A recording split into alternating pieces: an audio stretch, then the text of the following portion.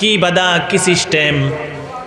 সেই পণ্ডিত, সেই গণক বলেছেন, গণাবাসা যারা করে চিনেন তো, পণ্ডিত গণক বলেছে আপনার দেশের চতুর্দিকে মোটা করে উঁচা বাউন্ডারি দেওয়াল দেন, আর সমুদ্রের বাউন্ডারি দেওয়ালের বাহিরে একটি টেম্পল বা মন্দির, গির্জা তৈরি করেন।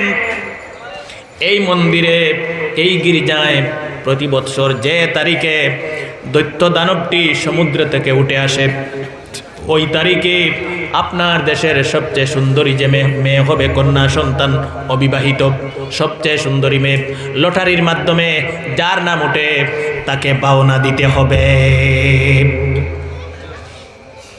এই দেশে সবচেয়ে সুন্দরী যে মহিলা, কয়েকটার নাম একত্রিত করা হবে, লটারির মাধ্যমে যার নাম আসবে তাকে এই মন্দিরে পাওনা দিতে হবে। মন্দিরে পাওনা দিলে পরে দৈত্য দানব উঠে এসে কি করে মেয়েটার সাথে কেউ জানে না।